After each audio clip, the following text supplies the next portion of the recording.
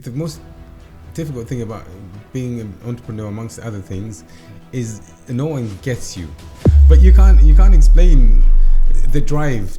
Meet David, coming to the UK to study from Zimbabwe to create a better life for himself, driven by the high aspirations his parents had for him, building his career, making good money, meeting his wife, starting a family, and pursuing his dream of a great business, but at what cost? Hear David's story. My name's Richard Osborne, and this is Drive, the small business podcast from UKBF. David, thank you for coming in.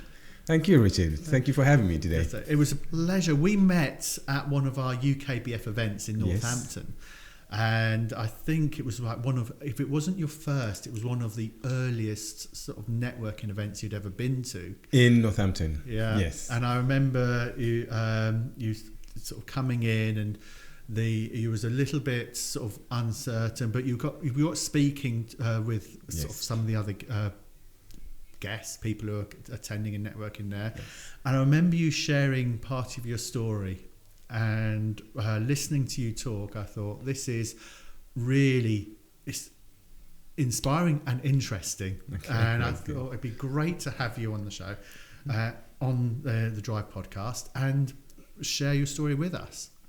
Yes, thank you very much. It was very interesting because, as you know, in the entrepreneurial journey, you are most of the times you're on your own, especially when you're a startup and in the early days of it. And it's good to find a sort of kinship group. You know, you find a group of people who've got the same battle scars, as it were. Yes. People have been through the same, traversed the same sort of journey, and so I quite liked it. I haven't done more, and I wish I could do a bit more. And I'm glad that we stayed in touch, and you've got me here today, and to tell my part of the story. It's an ongoing story. It's not. I'm not in the millions yet. I'm working on it, but definitely it was interesting to meet you and to hear your story as well. Yeah, well, the part that I found interesting really was, and really what the podcast is about, is when people who you say, not into the millions yet, but that's not the important part to me personally, or to what UKBF is about, what UKBF represents, and generally what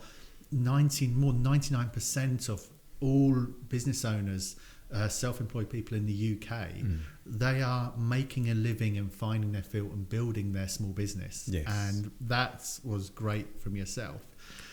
So what I'd like to do is start to sort of build that picture up of your journey that took you to where you are today, and some of the obstacles you've overcome, challenges you faced, and then sort of even to some of the knocks that as you've started your own business that you've hit upon. So if we go right back to the beginning, so you was born in Zambia but raised in Zimbabwe. Yes, I was born in the colonial times, and at the age of 3, Zimbabwe gained its independence, 1980. So my parents then, with everyone else, they migrated on a train across the Zambezi, if you know that river, if you know the Victoria Falls. So the train actually cuts across Victoria Falls into Zimbabwe. That's the sort of drama of the journey. And and then I was raised in Zim, a brand new country at that point, to my father was a lawyer who studied in Russia, my mom a school teacher. And I was raised in a conservative sort of family, with fairly strong Christian values, if you want to call it that, or religious values. And along the way, I sort of had a lot of sort of interest in each time you gave me a toy as a kid, my parents would say, I would take it apart and then try to put it back together.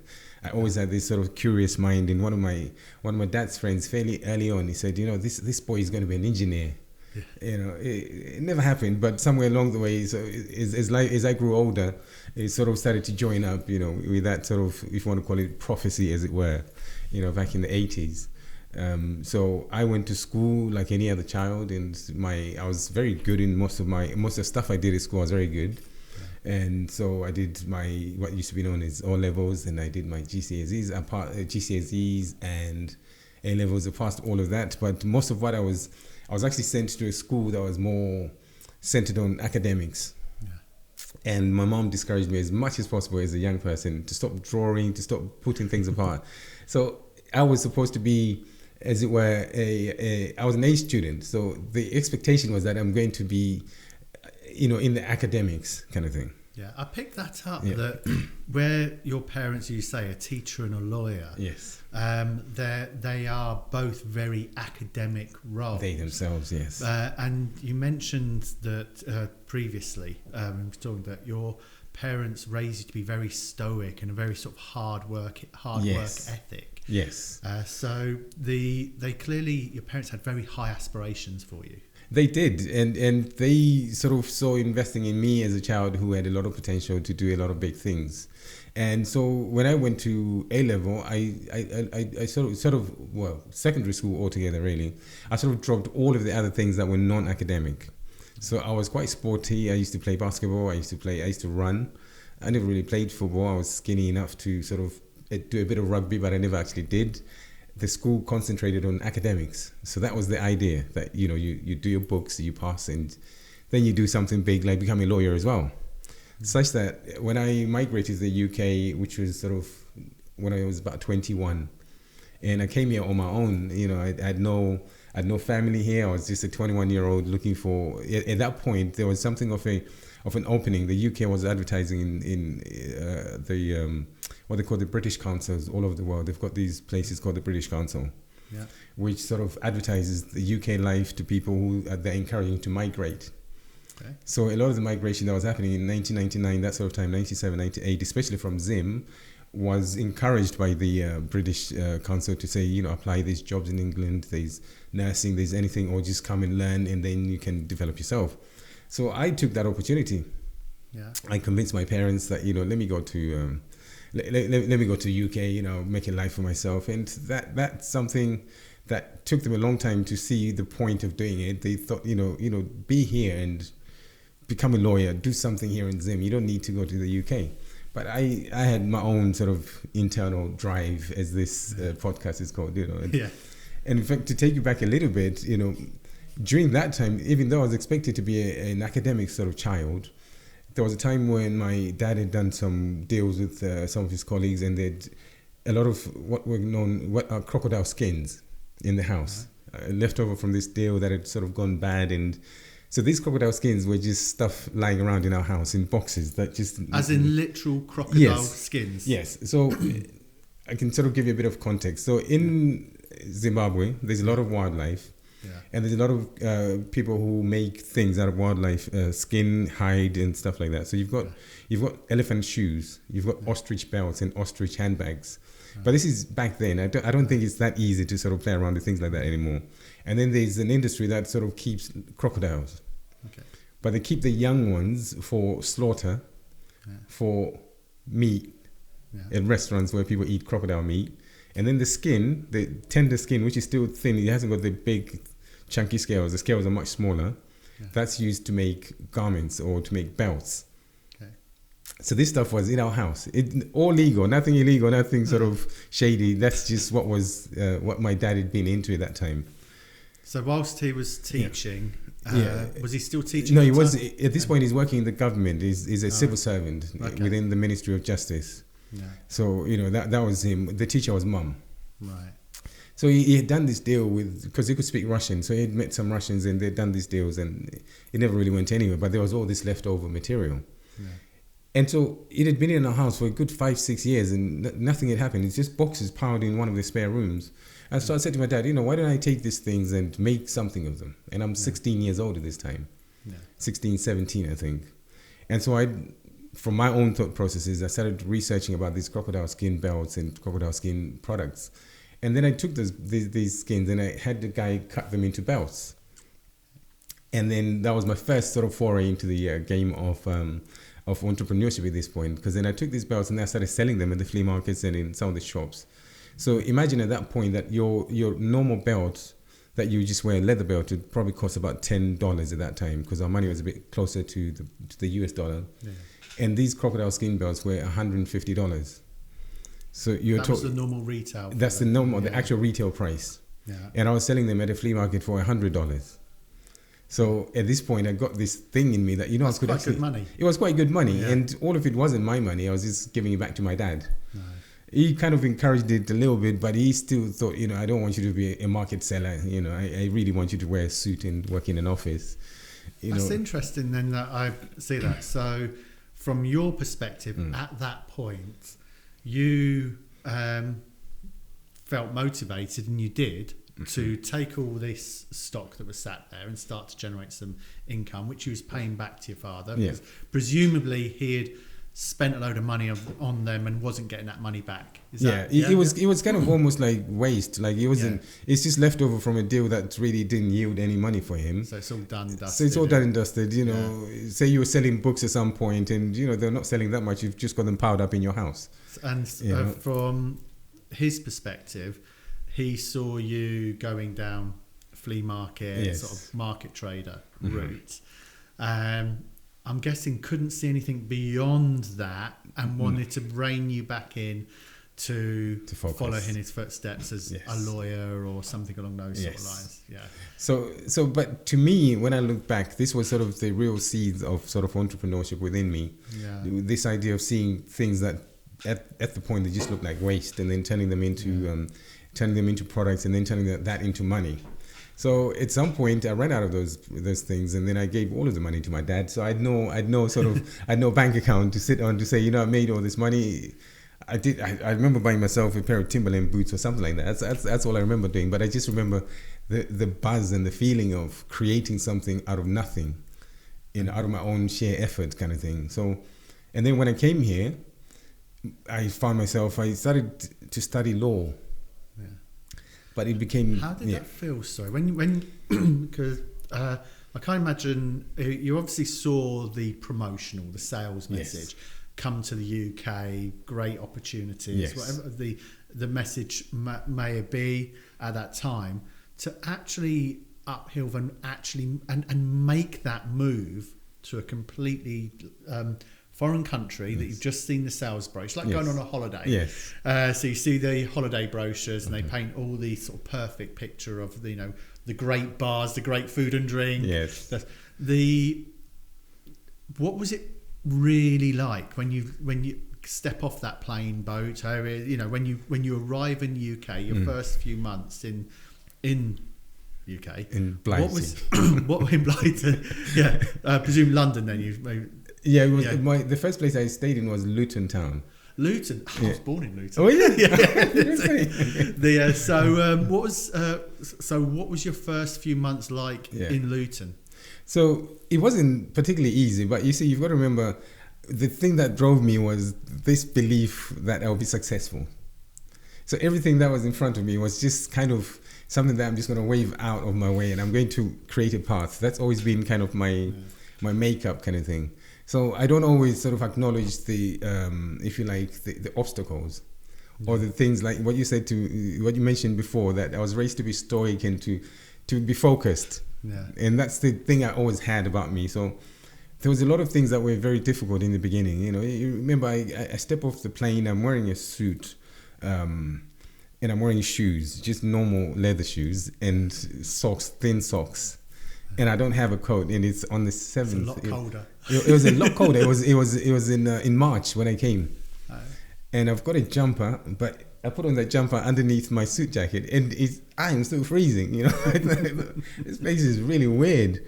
And then I went over to a friend of mine, and he put me up, and he shows me around, and then I buy my first coat, my first puffer jacket out of the Luton Market. The Luton Market at the back of the Arndale. It used to be called the Arndale back in the day. And I'm sort of looking around. What am I going to do? But I had a lot more excitement than I had fear. And you just mentioned there a friend. So you had a friend already here to welcome you. So that probably made the landing softer. It made the landing softer. It meant I had somewhere to go. I mean, I'd made these arrangements beforehand. There was actually a bit of something a bit weird happened. The family that was friends with my dad, who were supposed to look after me when I came, something happened, and I couldn't sort of stay with them. So I had to sort of start creating my own path at this point. Everything that had been the plan had fallen apart right at the airport kind of thing. Right. And this is 1999, so I look back at it like it was character building stuff, as they call it. It was terrifying a little bit. I remember speaking to my dad on the phone. He's like, my son, you're there. Just make your plan. Stick to your plan and work your plan. Things will come together. And I had enough money to sort of look after myself for some time. And then my friend says, I'm only in student accommodation. I can't really keep you. You can't really stay with me for too long. So I went across to other friends in Leeds. Yeah. So I ended up in Leeds. And I went across. I thought you were going to say like across the road there. You no. Went way up the M1. What was that? 4 hours drive, up the M1 on the National Express. So he wasn't. So when you went to university, you came over to the UK and yes. you studied for a couple of years. Is that right? Yes. So when it wasn't Luton University. It wasn't Luton University. So I kind of moved around quite a bit, trying to find my feet, as it were, at that time. So I ended up in Leeds, and at Leeds I didn't actually stay with friends. I had my money that I had. They helped me to find my own place to stay. So, and then I started looking for my own way, and I'm following all of the protocols. You follow what the rules are. The immigration says you should do this, you should do that. So I ended up applying for school, and then I got a place in school. But that place was actually down in London. Right. So I stay in Leeds for a little bit. I get my place to go to university. I ended up in Bexley Heath doing an access course. They said you've got to do this access course, access to law, and then you go and study law at University of North London. I think it's called Metropolitan now or something like that. Okay. It used to be London Polytechnic, maybe back in the days in the 1980s. So what was the time frame from here, from when you got off the plane, yes, to when you found yourself starting university in London? How long was you moving around for? So I came in March 1999. Yeah. So September I was already doing college. I'd already managed to set myself up such that I was doing. So it was sort of March to September. Yeah, I was back in London of the same year. Yeah. And then I'm living in a place called Woolwich, and then I'm commuting into London, into University of North London, and we still had funding at that point. Yeah. So it all happened in about a year and a half, 2 years. So we still had funding. So they were funding. So there was a charity that was involved in Zimbabwe that was funding our education kind of thing. Something happened with that, and I think there was a lot more of these other political stories coming out of Zimbabwe at that time, to do with land grabs and so on and so forth. So somewhere along the way, there was a bit of a negative sentiment around us. So the funding that we had for university was pulled out of us, pulled away from us. So we couldn't sort of carry on. So we had to sort of start to negotiate our way around. So I ended up getting a job. Yeah.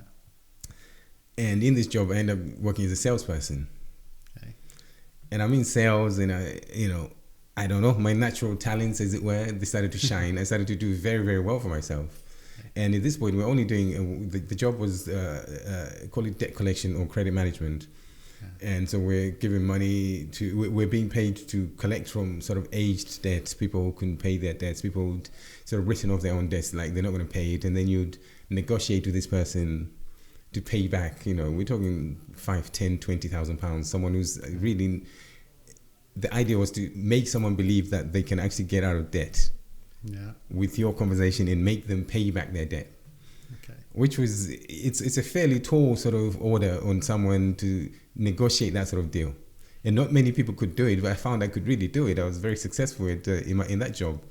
So I'm learning at this time. I'm learning a lot of things. I'm learning spreadsheets. I'm learning also That's quite money. A difficult negotiation. It is a very difficult negotiation. Because if you've got somebody who, and are these individuals or businesses? I'm assuming individuals. Yes. So you've got individuals who are thousands of pounds in debt. Yes. And that's quite a dark place to be. Yes. And then you've got somebody phoning up who want, on behalf of the company, wanting that money back, whether it's a credit card, loan, car. That's exactly what it was. Yes. And you have to discuss with this person repayment terms and to get that money back. Yes. That's a difficult negotiation. It is a very difficult negotiation. So we weren't trained. I definitely value a lot of the training that I got from that job, because we were trained to develop relationships. Yeah. We weren't trained to be debt collectors, to be door knockers, to scare people. The idea was to develop a relationship with the person you're speaking to, understand their circumstances, make it a consultative conversation kind of thing. Don't expect to make a call today and take payment from them today. Keep talking to them, keep talking. Then understand their whole picture, their global picture of what's their life like. So the guy who trained us was an American guy who worked for Capital One or all these other big companies. And so his way of thinking was, everyone to some extent has got some sort of assets or things that they could liquidate to get themselves out of a situation.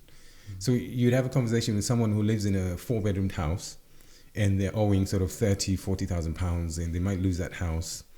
And you say to them, how about you sell that house and downgrade and get a 2-bedroom house since your children are old. I think those kind of conversations. Yeah. So they were very creative conversations. And so you'd speak to someone and they would actually hear what you're saying and they would end up sort of readjusting their lifestyle and end up getting out of debt.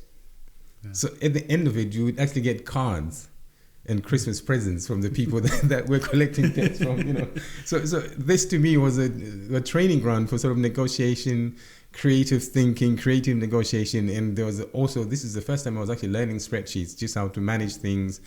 And so you'd actually almost have a conversation where you're helping someone to manage their life.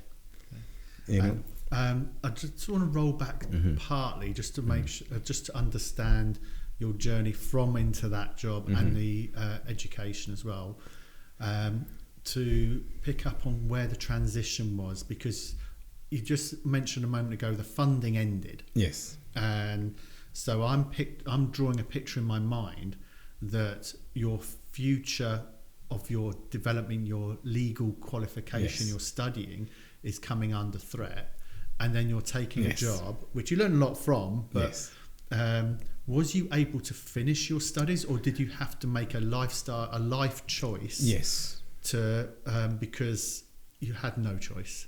Yeah, so I had no choice, because at the same time, so it was quite a volatile time at the same time, because I just didn't know where my life was going to go. What am I going to do? And I had to think on my feet. And then the journey now to actually finishing the law degree on sort of 12 grand a year now, I wasn't going to sort of be able to make £12,000 a year and have enough time to do university. The journey just wouldn't make sense. And when we spoke to the career people, they'll say, for you to actually become a lawyer, you could finish your degree, but you still need to do law school. You're sort of, from where you are right now, you're about 7 years away from finishing your law degree. And my old man was not feeling well back home, and there was a lot of upheaval. Yeah. So I thought, what, and having sort of been to court and seen a lot of the other sort of law in action, as it were, I wasn't that enthused by it, to be honest with you. My mind sort of doesn't function like that. Like, just get a job, stay in that corner, and just read legal papers and do. I couldn't find excitement in the prospect of actually becoming a lawyer at some point, just having seen what it actually entails. How did your parents back home feel about that happening and you choosing not to follow that career? And they didn't like it. And I think almost to this day, my father is gone now. He died some years ago now. My mom still talks about it. Yeah. That's, I explained to her, I made a choice, and I've got no regrets about the choice I made. And I've not sort of gone on sort of just lazy around, do nothing. I've gone on to do a lot of other things that I found very interesting. And for me, it's always been about the curiosity of life. It's always been about learning new things and doing new skills. And I've never been someone who's got a destination mentality that I just want to do this and stop. I've got a lot of things that I've got a lot of interest in, and which is kind of leads me to where I am now in the journey. None of it is actually linear. It doesn't actually make sense, but so I have no regrets about that. Even early on, after I made the choice, and I was kind of raised like that anyway. That once you embark on something, once something is your journey, stick to it and make the most of it. Yeah. And that's how I'm made. So I'm not someone who looks back a lot and regrets a lot and replays things that what if, because I don't think anyone ever benefits from that. I think if you've got a focus, if you've got a direction, if you've got to change your focus and direction, let that be that. It's it's funny, I was having a conversation with my daughter this weekend gone, because she runs her own business and she's had a bit of a challenge. And my advice to her was, make a decision. Yes. And the decision you make will be the best decision you can make based on the information you have available at that time. So make a decision, commit to it, you don't know what the future is going to be. Yes. And if hindsight teaches you in the future that actually you should have made a different decision, that doesn't matter, because you made the right decision or with the information you had at that time. Yes. Don't look back with any regret. Everything's a learning curve. Yeah, and that's always been how I've always sort of functioned. So as soon as I realized, that this journey is not going to take me anywhere, this whole sort of trying to go back to university is not going to, I started to develop myself more in this direction, where I ended up working in sales. And then after that job, I ended up working in for a bank, one of the older banks. And part of the things that we used to sell was that famous payment protection insurance. Oh, them good old days. Good old days. So my job was to give loans. I was a loans officer. I was earning less than what I was earning at the old job, but I was in the bank now, and I thought there was more prospect. And still, it still stayed within that vein of doing deals and talking to people and communicating, negotiating, and so the people that would come in, they are coming in for loans because they've been approved online, and so they're coming in to negotiate terms. And so a lot of that also involved looking at their financial circumstances. So I'm sort of building a picture based on information I've got in front of me. Yeah. Your credit file and your bank statement and your intentions with that money, that kind of thing. And so I did very well there, and so I was sort of earning around 300% of my target, 3 times what I was expected to do. So I kept on sort of developing a lot of these skills, in the world of sales and in the world of negotiation and so on and so forth. And then I got into mortgages. Okay. But the timing for mortgages was just completely, utterly off. I'm just trying to think. So when was this? Because we obviously had the credit crunch and the collapse of mortgages. So was it before or after that time? So I worked at the bank from 2003 to 2007. All right. So 2007 was when the economy collapsed with all the... Well, it collapsed in 2008. Yeah. So I actually joined the train, as it were, because everyone I knew was selling houses, buying houses, selling houses, and some people were turning themselves into developers. I knew a couple of people who bought Bentleys. So I thought, you know what, I've got to get on this gravy train. There's something happening here, and at that very same time, that's when my ex-wife was pregnant with our first child. Yeah. So your personal life had obviously, I was going to ask how your personal life was developing. So during that window of time, 2000 to 2007, you mentioned why. So obviously you got married and had children on the way. Yeah. So I settled down with a girl I had known for some time, and we'd been friends. We dated and then broken up, and then we decided to get married. Eventually, we'd known each other for a good 7 years by the time we got married, and so at the point that our baby's been born, that's when I'm now in the game of mortgages.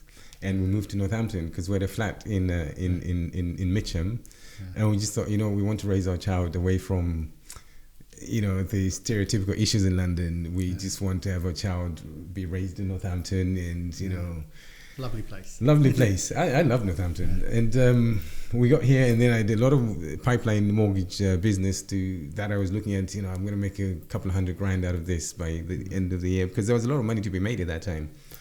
And just as I'm actually I had a couple of deals complete, smaller amounts. I had bigger deals now coming. So I'm at the hospital, my baby's just been born, and then I get a phone call from the developer, and I've been seeing what was in the news. And so my baby's just over there, with the mom, and I'm sort of in a private room next door, and I'm being told, we can't do those houses anymore. I had 4 houses about to complete, and each one of those had approximately, at that time, there were good deals to be had. There was about sort of 18 grand of commission on each of those sales. And then I'm told, the banks are no longer lending. They completely stopped. I mean, they didn't sort of slow down the lending. They just cut off the tap. They just shut off the tap. No more money. Like not mortgages, but at the time I was building a product called e-filing, which was needing a lot of funding for it. And part of that funding was the company overdraft. Yes. And using some personal finance I'd built from selling a previous business. So all of that was going into this. And I got an email from my bank telling me they were going to withdraw the overdraft. And they wanted all their money back. Wanted all their money back. And I was like, that's going to sink my business. Yeah. And they've just told me by email they're going to sink my business. So I was in that environment at that time where things around 2008, 2009 were going to happen. And the irony was one of the customers that was lined up to use this product we were building and had said, we're interested, we're working with you on it, was the bank that sent me the email. It's another division of the bank. Yeah, another division of the bank. So it was a ruthless time for business. Yeah, it was particularly difficult. So at this point, I'm just looking at myself. I'm just, what am I going to do now? I've got a baby there. I've got, the wife is on maternity. What am I going to do? So what was your was this still whilst you was working at the bank? No, I'd left the bank. Okay, so was you self-employed? Or what I was self-employed at this point, right. And I had enough proof to say this could work because I'd earned a bit of money, so I was sort of scaling up. So we've missed a big part of this story here. Yeah, I'd love to roll back on. Yeah. So during to fill out this picture. So you was working with the bank till 2007. Yes, so I left the just bank before the credit crunch. Yeah, early on it was kind of around. I left around February. Yeah. Although you see, in hindsight, I probably should have. I couldn't have known. No. But at that time, at the bank, where we used to sort of lend, I used to lend sort of approve. Well, I didn't really approve the loans, but I would actually process the loan and get them approved by the managers, as it were. Yeah. So I was sort of processing loans that were successful, sort of 15 to 25 loans per day kind of thing. Yeah. That's just me, and that's a lot of people. And and so at that point in 2007, you then took your first step and for the first time became self-employed. Yes. So I'll take you back a little bit. Why I'm mentioning this number of loans that we're approving per day. So then these other people in the branch, there's like 6 of us, 7 of us in the branch. So we're all sort of approving loans of that sort of number for each one of us, the people in the branch. This is 2006, sort of, we started to feel that the numbers were thinning out. They're thinning out really bad. And it's such that we were only approving like 15 loans a week. This is how bad things really got. But at that point, nothing was actually bad. Nothing was going on. But somewhere within the subprime market, which was our number one sort of source of capital at that point, somewhere within the subprime market, something was happening. Yeah. Even the people, there was a lot of defaults. A lot of people were not actually taking loans anymore. And then a lot of people had sort of taken up way too much credit. Yeah. So there was every sign that something's happening. Like if you remember that story about, if you saw the pictures of the tsunami in Indonesia many years ago, that the people at the beach could see the water going back. It kept on going back, and they didn't know that this was actually a significant sign. No. But for us, something was happening in the if you like in the finance world, where something was happening with loans. We didn't know. No. So by the time I'm going into this, somewhere knew. Someone somewhere knew. But there were now looking back, there was every sign that this thing is about to blow up. Yeah. This thing is about to really to be blown up to smithereens. It was, now it's very obvious this is what was going to happen. So at this point, I'm leaving it because I'm thinking, this job, we're not really making any money. I'm not making target. I'm not making bonus anymore. I'm back to the basic income. I should go into self-employment. Yeah. So I spoke with a guy who was a mortgage broker back in London, and he'd given me a job. So I was actually doing sort of small-time mortgage. They used to call them introducers, but I was building up to become a mortgage broker. So as in the industry, it's called an IAR, authorised representative. Yeah, something like that. Yes, but I was working under him. I didn't have my authorization, but I was working towards my authorization. So essentially, I was still doing a sales job. Yeah. So I was getting commission from this guy, good money from the guy. He'd given me I call him a guy because it was a small company, and so I thought, I can scale this thing up. I got to Northampton. I go join this group of developers and mortgage brokers, and I did my CMAP, and I'm. Yes, I'm geared up for big things, and so your life's looking good. Yes, at that point, and there's a baby coming. 2007, 2008. Yes. You're married, settled, living in Northampton. You've just had your first child, just been born. Yes. And then you get a phone call. Yes, and that's just it just chopped me at my knees. Like I was just floored. What am I going to do? So I had a bit of residual money, so we could keep ourselves going for a while, and then all of the work that I was used to. So those days, even sales company, I'm like starting to look for jobs and all that. I can't get jobs. And I think I was actually at home for a good year. Yeah. Just couldn't get jobs. I thought, if I can't, there's no mortgages, let me just go do some kind of sales job, some kind of call center job or something. Nothing was happening. It was so bad. And then eventually things started to soften up a little bit around 2010. I would say thereabout. So 2009 was completely dead for me. And I'm just hanging around the house. I'm looking after the baby, and the missus has gone back to work now. Yeah. It was strange. And it must have been. You just said it was strange, but it must have also been a huge strain. It was a massive strain. But at that time, I started doing these other things as well. I'm starting to think, okay, so if I can't do this, let me go on to. I think at that point there was something of a revolution on eBay. Yeah. Where you could start sell things on eBay from sort of just the things around your house, but you could sort of do drop shipping. So start doing a bit of this drop shipping, not the way they do it now, but back then, you really could sell things. And I started to make some money. Yeah. So I wasn't just loafing around the house. So I was making some money. And then I was learning a bit more about e-commerce at this time. And then I started to sell quite a lot of stuff on eBay, things that I used to get from other people, like TVs and sort of secondhand goods. And then when things started to open up for me, I thought, I just need to get a job. I need to go back to work. So I did a stint in recruitment not too far from here in Milton Keynes, nursing recruitment. And I was only there for a very short space of time, and I was very successful with it in that very short space of time. But I'd done another stint in London. And my boss in London, that job, he said, I want you to come back because we're very good at your job. And that's once again back in the world of me communicating and selling. So he'd given me a job, only a 1-month contract to they were an events company / advertising / magazine. Small, tiny company with only 3 people in the office. And he was very impressed with how I did. And he says, he expected that I would probably make for him about 10 grand to get him out of a hole. But I made him roughly around 30-something thousand pounds within that month. Because I was hungry, This was my first time back in work. Yeah. And I'm thinking, I need to make, the most of this. And so I was very good at that. And then I went back to recruitment, which I did very well as well. And then he calls me, he says, I've got a job for you. You'll have international travel, all this and all that. And I just love the idea of, flying to America, on company tab to do business, It gave me the sense of, being back in the big time, if you like. Yeah. So I went back and I was very successful with that. By the time I left, there was 15 people in the office now, and the company was really growing big. It was a business that was, if you like to call it, trade press for sustainability. All this stuff that's now it's now kind of mainstream. So why did you leave? You've just described that you hopped between a couple of jobs. Yes.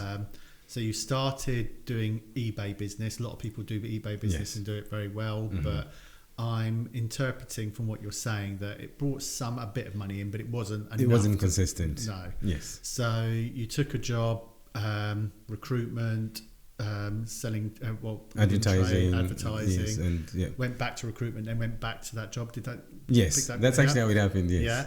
And then things were building up. You're traveling internationally. I was loving it. I was enjoying it. Yes. So you're describing that you've gone back into the world of work. Yes, the corporate world. As a corporate or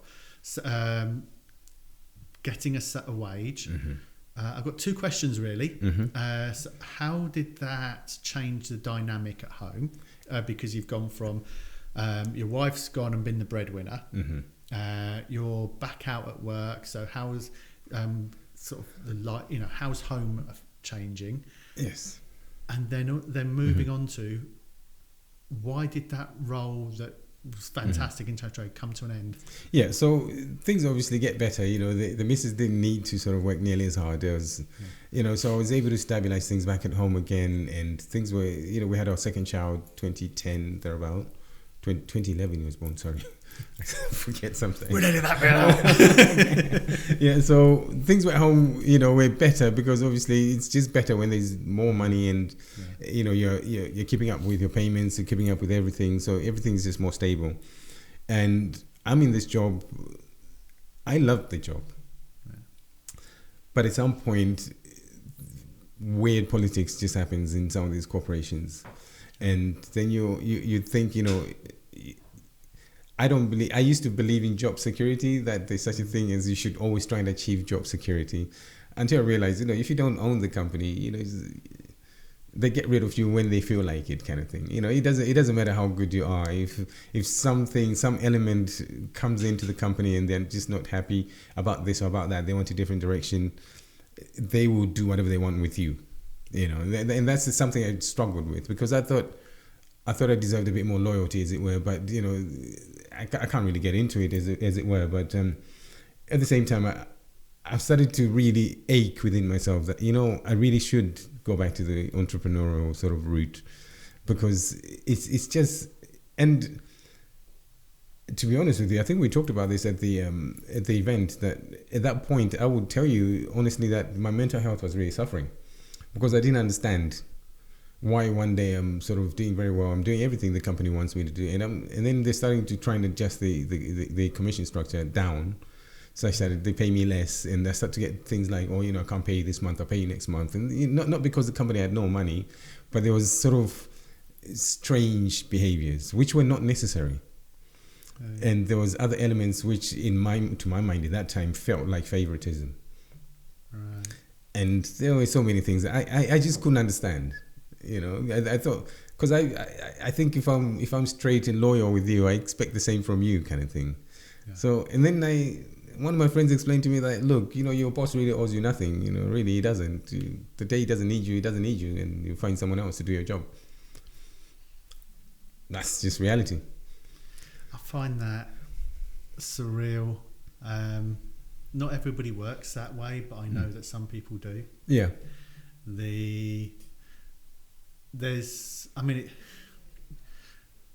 It's right that a boss doesn't owe you anything in that sense. But in the same vein, if something's working, it's working well, and it's working well for the business, you don't break it.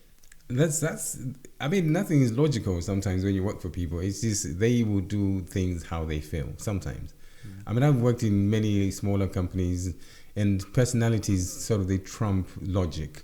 Yeah. It's very much about what's annoying them today or whatever. So, and I just, at this point, I was sort of in my late 30s, as it were.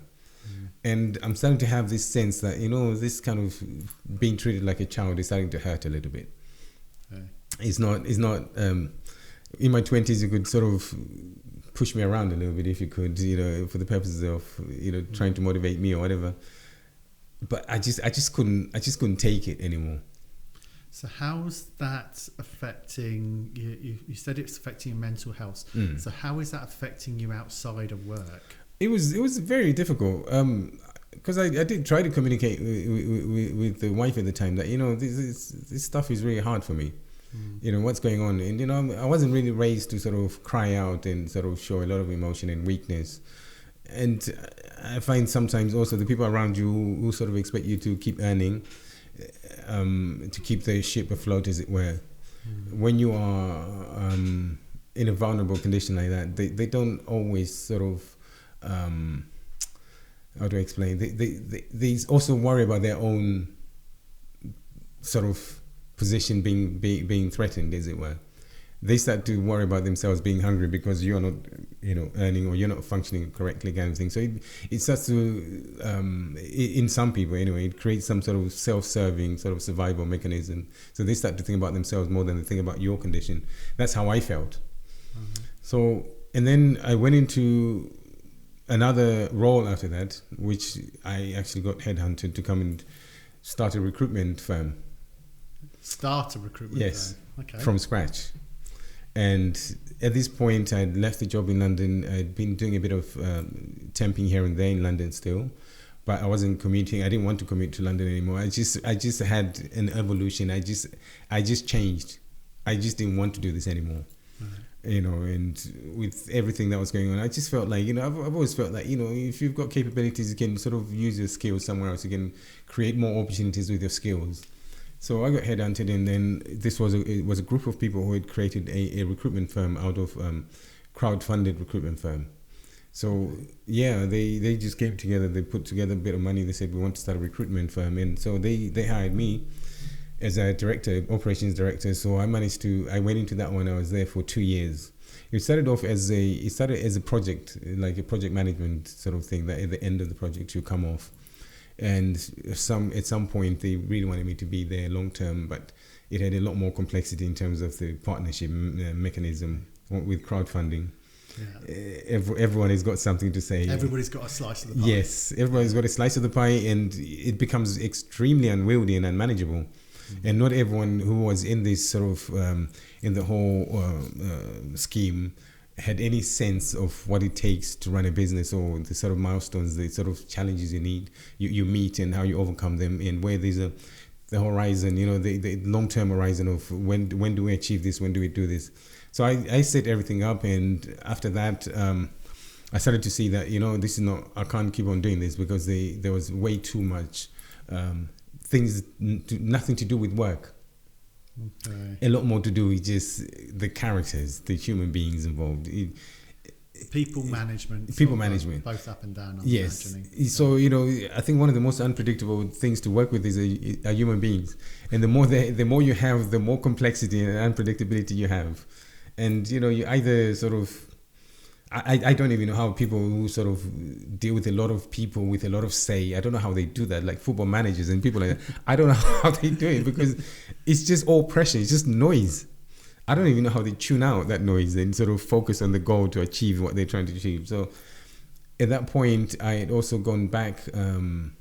I traveled back to Zimbabwe, which is kind of where the most recent episode. I traveled back to see my mom, and there was sort of talk within the media about there was a lot of new opportunities coming to the country, because there was a change of government. That's when the old president left power.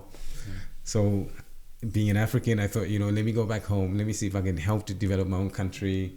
Yeah. Let me just see. And I wanted an inspiration at this point. Did you take your family back with you? No, I didn't. I just went on a fact-finding mission. Right.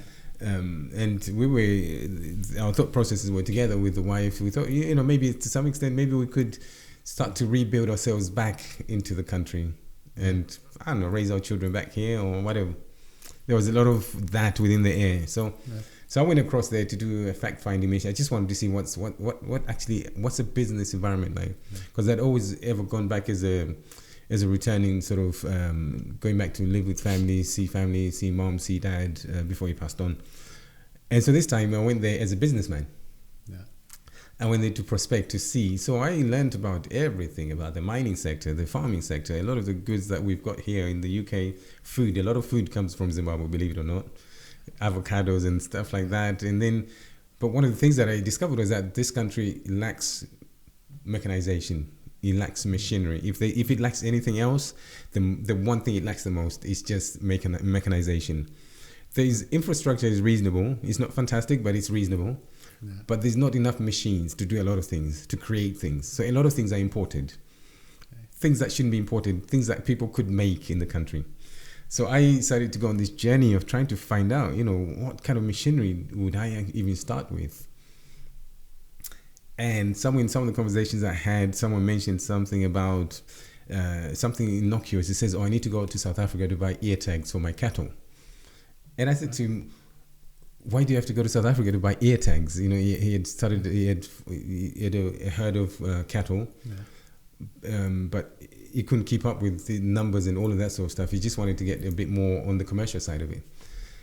So I said, why do you have to go to South Africa to buy ear tags? Those are just plastic things that you just stick to the ear of the cow. He says, because no one does them here in Zim. He says, are you sure? He says, yeah, there's no company that does that. There's no such thing here in Zimbabwe. So then I started searching up, and then I discovered that. I said, so how do they actually make them? What is this stuff? And then I discovered those things are made of plastic, which can be put in a mold, and you just heated plastic, put it in a mold, it comes out, and that's an ear tag. And then I discovered that the way you write on the ear tag, I said, is that actually ink? Is that how do they write on the ear tag the name of the farm or the number of that cow or whatever information you put on the ear tag? And said, I don't know how they do that. So I started, at this point, my mind is starting to go into sort of overdrive now. I'm deep in this. What is going on? How do I do this? And then I discovered that there's something called a laser machine. Okay, so the laser machine is the one that sort of scans across, and then it engraves, and it creates that number on the plastic. And then I start looking, and I'm going to Alibaba. I came back from Zimbabwe after I'd been there for like a month, and I'm on Alibaba, and I'm talking to people in China, And then I'm watching videos upon videos upon videos. I wasn't watching anything else on TV other than laser cutting, laser engraving machinery. And then I'm learning about this stuff. I literally was radicalizing myself in this stuff. So, and then suddenly I know a lot about laser machines. And then I thought, okay, so there's that laser machine that does all of that. And there's another one that actually cuts wood and it then engraves and all of this stuff. And I start to really think to myself, okay, so I could get a laser machine and take it back to Zimbabwe and start fabricating things or furniture or tools, or I really could do this. But it wasn't, as time went on, we had like elections in Zimbabwe, and there was a lot of political upheaval. Things started to get a bit weird. So the missus at home was like, I'm not really sure that we want to go now, because some people died during the election and things like that. And so I went to China to learn more about these laser machines. So I see the machine at work and actually play around with it, actually learn on it. And so I bought the machine. Just to understand at this time, so your travel to Zimbabwe, your research time spent there, you travelled to China, and then buying the machine. Was this during a time where you was out of work? I was in recruitment at that time. You was in recruitment? the recruitment, in the firm that I'd been doing recruitment with towards the end. So I was setting myself up to say, I told these people that, I'm going to leave you, and I'm going to leave you at this point, sort of end of August. Yeah. So in the lead up to that, that's when I between January, February, March, April, May, that's when I'd been to China, done my research, been to China, bought the machinery, such that the machinery showed up in September time. Okay, so you had a salary coming in during this period of time. And I had some money saved up. Okay. I was making enough money to keep a good chunk of it, to keep going.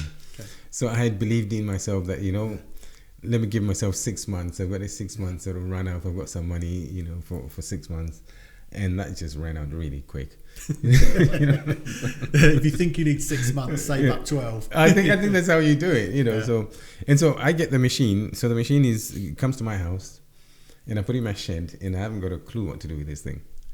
It's yay big, I've seen one. My wife You've seen those used things. one. She did some sort of making gift boxes. Yes. And she had a laser cutter that would cut out within plastics and supply custom-made gift boxes. Yes. So I've so seen you know exactly what I'm talking about. Yeah. So I had a thing there. So I discovered, okay, I've seen all of these videos on YouTube on what you can make, and it's like there's no end to the number of products that you can make with the machine, and that became a confusing point for me as well. There was just too much to the market. Where do I even start? What products do I even start making? So I put myself into this state. I needed to learn. Yeah. And I'd never actually seen the machine at work other than when I went to China and then the videos. Then I discovered I actually need to learn. So the machine is not, put it this way, the machine itself is not a business. No. It's like a piece of land. Yeah. It's like a farm. Yeah? This here, where we are here, is a piece of land. Someone could have used this as a racetrack. Yeah. They could have used this to plant rapeseed oil, whatever. Yeah. They could have used this for anything else, so they used it for these buildings. Yeah. Right. So the machine itself, what you program into it is what it produces for you. It doesn't think for you. You had a crash course in CAD. Yes. So at this point, I've never actually designed anything at all. I have no idea. And I'm talking to one of my friends who's a really sort of tech guru, and he's saying, "Oh, you need to learn Photoshop." I don't even know. I've heard of Photoshop, but I have no idea how do you do. And then I start playing around, and then I'm like, okay. And so I used to buy the designs with the money that I had to play around, to plug them into the machine to produce some products. And then I realized I can't actually afford to buy designs from people. These designs are too expensive. And a lot of the things I was doing was experimental at this point. So I can't keep paying someone. I'm having a flashback here. So I'm trying to picture this scenario because I'm trying to, I had an experience with my wife before we were married. Were we married? Yeah, we were married at the time. And when I started, my very first proper business was in web design. Yes. And I got my first order from somebody who said, right, we need to build a website for me. This is how we want it. I had no idea how to do it. Okay. So I'm sat in our spare bedroom. We had a little 2-bedroom house in Luton. Oh, yes. And I'm sitting there, 1999. All right. And I've got a book open which I bought off Amazon. I'm looking through and I'm copying onto the computer how to build a website. Build this website. She walks in with a cup of tea. She said, "What are you doing?" So I'm just learning how to do this. She said, "You started a web design company and you don't even know how to design bloody websites." She threw the tea down and stormed out because quite literally I'd left a paid job and started from that. Listening to you talk here sounds like a very similar situation in that you'd gone to Zimbabwe, done this research, then gone to China. Yes. Now, I've been to China a couple of times for work. It's not cheap. They bought a... big old CNC, machine, bought a laser cutter, CNC, whatever. Yes, that's what's brought that back. Not brought. She's got it shipped over to the UK. You've got this great big machine. You're finding out that actually I don't even know how to do this, and you're going to have to buy these things. How did your wife respond to that? Well, she had an initial level of excitement about it. Like there was something. She said, "I know you work it out. I know you figure it out." Yeah. But the longer it went before I knew what I was doing, the more frustrated she got. Yeah, that sounds fair. And then I started running out of money and all of this. And then I made a whole bunch of products that I was going to sell in Zim. And I went over there to try and sort of recoup some of my money. And those products were just not, really and truly, they were just not good enough. So I didn't make any money out of that trip. It was complete loss-making trip. And so she was not happy with that at all. Yeah. And then I came back and I got a bit of sort of piecework here and there kind of thing to just get a bit of money coming in. And I was doing a bit of couriering with my car to just make sure I've got money coming in. But meanwhile, I was spending a lot of my time just learning. And so before I knew it, I became pretty good at, I don't actually use Photoshop. I use the other one called CorelDRAW. I'd never actually seen that stuff before, but I had to sit there and spend a lot of time in my shed, in my spare time, creating products and rendering them on the machine. And then I started selling them. I started selling more and more at events and more at online, and I started making money. What sort of products are we talking here now? So I was making some things for the Zimbabwe market, which were like clocks and plaques with sort of poetry written on them, things that Zimbabwean people understand. And then I started making earrings out of the thinner materials, and then I was making other things out of acrylic. So this was all being shipped to Zimbabwe? No. At this point, I realized the whole Zimbabwe connection is. So I'm Zimbabwe die broke. is within the UK. Yeah. Okay. Within the UK, and then I was shipping them as far as Australia and America and places like that. And then I started doing Etsy, and I was making lampshades and stuff like that, and that was selling very well. And so there was a massive shift in fortunes for me when it came to that. But I still was, and I think the problem was always I wasn't sort of quite making enough money to live off of that. Right. So I had to keep a job, keep doing this part-time stuff. And somewhere along the way, I would have some good months. And I think that these were some of the biggest knocks for me. I have some, like a good run, a good number of months, things are really working. And then I'm just struggling. I'm not making a lot of money again. So it's the stop-start nature of it, where as determined as I am, it sort of kind of almost eats away at your spirit. It's a very famine and feast when you're running your own business. Yes. So that's to me, if you ask me what one of the hardest things I've found about running a business is controlling your emotions when you're in a feast and famine sort of type of scenario. Because when no orders come in, and when you're trying to sell all of this stuff and nothing's happening, it is depressing as hell.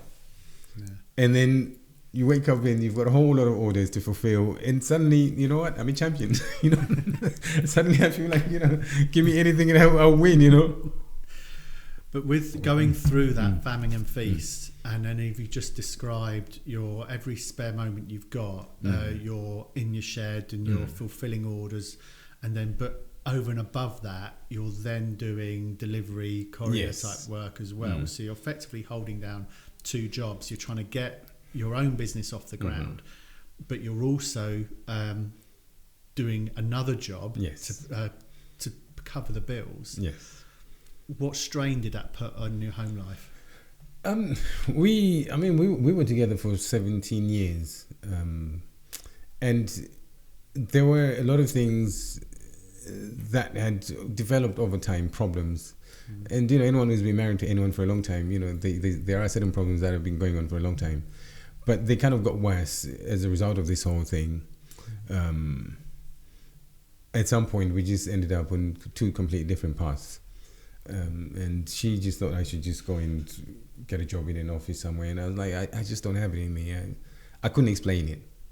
And I think for most people who listen, apart from people in this game of entrepreneurship, no one else gets it.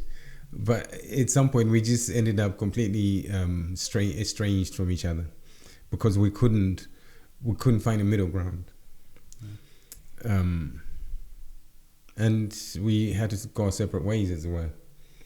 Which, it was regrettable at the time, but I don't look back at it as... I miss my children, no lie about that. I miss seeing them every morning, but we ended up where we ended up, kind of thing. And it would have been a contributing factor.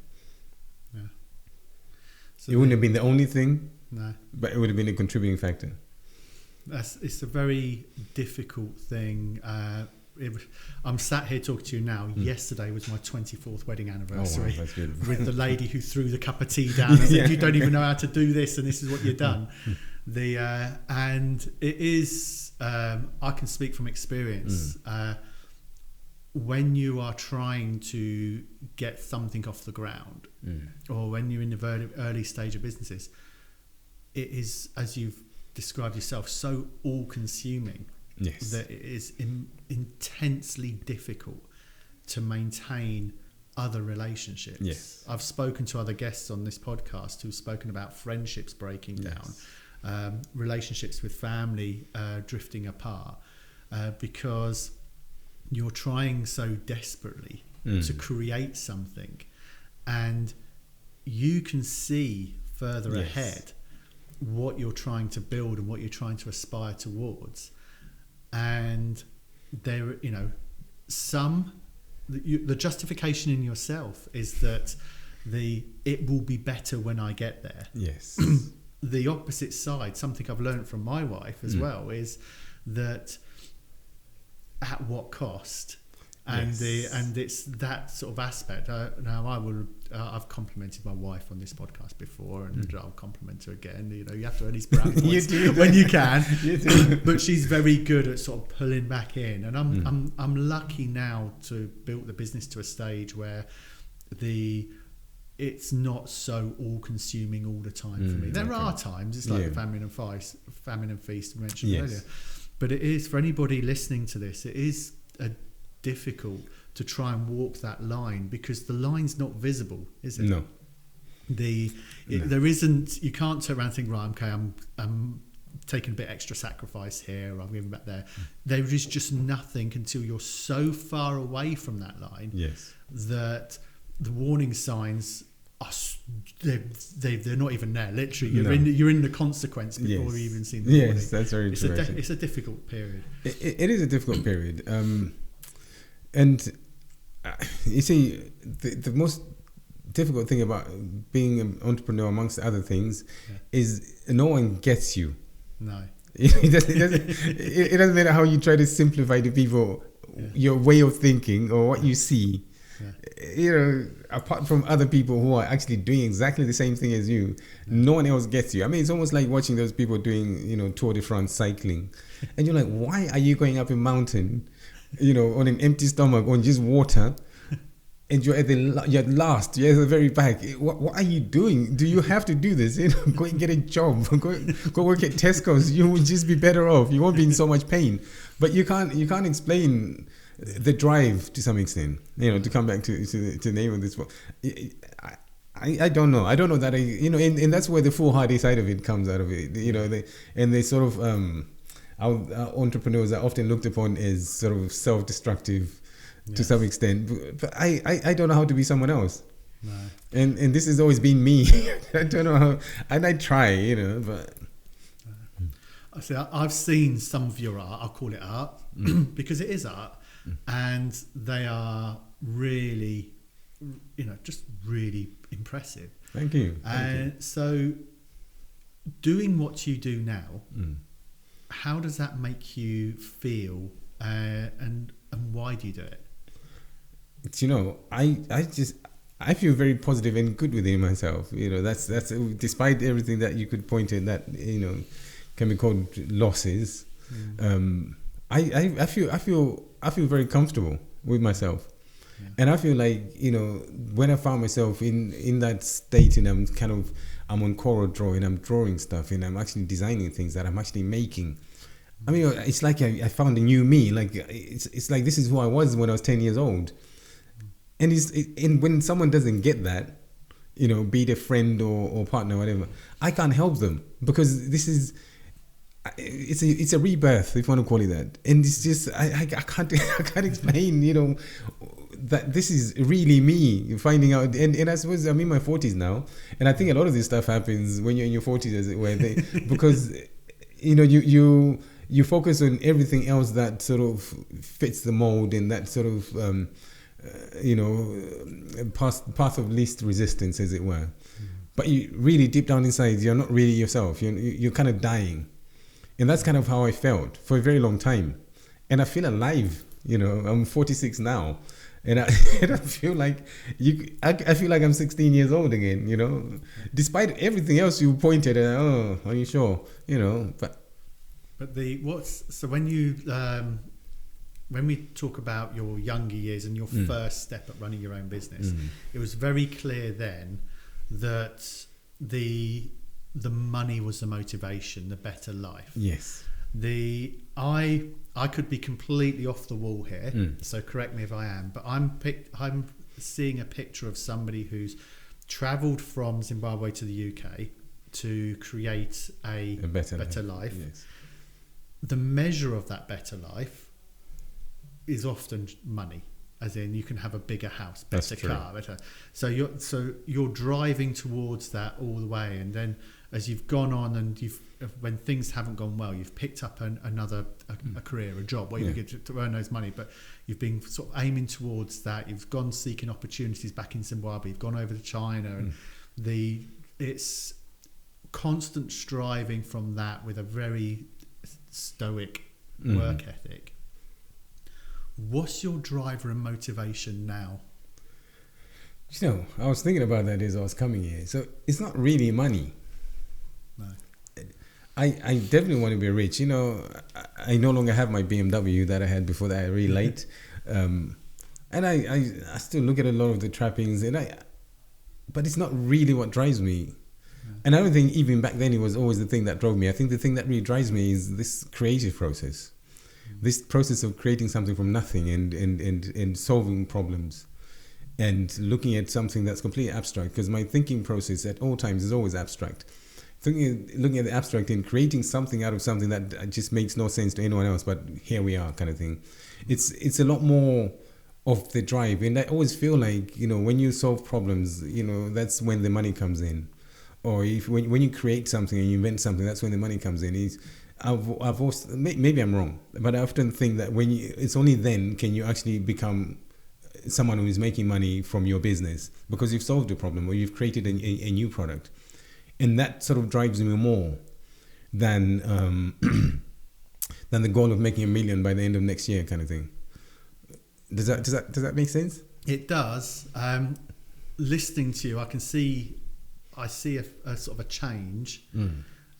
Because of sort of the early years, as I described earlier, like taking your first business, you was you was earning less in the bank, so you then went self-employed because you could earn more money. Yes. And I can see that's a very clear measure, clear definition, and you just had a young family starting. So the motivation there comes across to me as getting a better life. Yes. And the world we live in, a better life is being able to buy the things that create a better life. Yes. What you do now in your business is very creative. Yes. And by being very creative in what it is itself, it's a very emotional thing. It's very emotive. So I'm seeing a different person now in your mid-40s to somebody who in their sort of late 20s with a young family. It's a very big switch, which isn't unusual when speaking to people who... Is it not? No. people's motivations who have on a sort of an entrepreneurial journey change over time from what drives them. Myself, starting a young family, the measure was right. Need to get a better, need to get money, need to get a better home for my children. Yes. I want my children to have a stable home. Things that I never had in my younger years. Yes. Now, speaking about the business, I actually get more joy about seeing other people's achievements and other people's progression and that stuff, that level. I'm kind of content now. I'm all right. Oh, that's good. That's where I'm likening to listening to yourself. Yeah, and that's very much how I feel. And I think even as I have been growing up and maturing to who I am now, I've always had an influential sort of element in other people's lives. I've always been. I'm the oldest brother amongst out of 7 children. So even as a younger person, my brothers come to me to ask for advice. So if I was your friend, I probably would spend a lot of time me giving you some sort of advice based on my thoughts or my experience. So a lot of the people that have come in contact with me, friends, family, an element of their life has changed because I influenced them, kind of thing. So I feel like that comes naturally with me. And so the things that I sell there's an element of me trying to influence people. It's art, like you said, I'm trying to influence people to say, look at this beautiful thing, don't you love it? And it's coming out of, I don't know, somewhere within my psyche, creative psyche, like, let me make something beautiful. Let me make something nice. Let me make something, that you put in your house, and it's actually something that you look at and wow, that's actually wonderful. And so when I get the comments on Etsy and people looking at it and they love the product, it kind of fulfills for me something. So what's your aspirations for your business going forward? I want it to be more of a business than something that only reflects my character. I want it to be one that doesn't need to be propped up by sort of constantly looking for outside funding. I want it to be more self-sustaining, to just get bigger, such that the creative process is not, if you like, is not sort of hindered or interfered with by the need for bread and butter. Okay. Because that's a fight. The bread and butter, you sit in the lab or you sit in the studio and you're creating something, but you have to think, how much money have I made? Yeah. Is this making me money? Should I stop? Should I go and find more money? And so that sort of cycle of sort of not necessarily. It sometimes feels like I'm spinning my wheels in one place, because like you said, it's feast and famine. So you make a lot and then you make nothing. So have you on average, have you made a lot? Kind of thing. Right. So So there's a lot more steps I need to take and a lot more relationships I need to build to sort of achieve escape velocity, as they call it. That's what I'm trying to achieve at the moment. Yeah. And you've got a fair amount of life experience that feeds into your sort of business journey with the two main sort of experiences you've had there from polar opposites, really, and the impact it's had to you personally. Putting that all together, if you mentioned about sort of influence or helping young people coming to you for advice, so you're sat in front of a young aspiring high energy David in front of you, what advice would you give your younger self? I would say to learn patience. I would say to learn that you can't speed up the process of learning. And you don't stop learning. No. And I don't know, maybe I might be wrong, but I would say don't focus on the money. No. Focus on your skills, and then the money will come. No. That's what I think. And I even see my business at the moment, one of my sort of thought processes is leaning very much towards training. I want to train people how to use laser machinery. And I would like to do that for younger people who are sort of in the creative space, such that the older they get, by the time they're looking for work and they're looking to, they're already capable of using CNC machines. That's kind of what's in my process in my mind at the moment, So we'll see how that comes along. I wish you very good luck. Yeah. Thank you very much for coming and having a chat with myself here, David. It's been really great listening to you.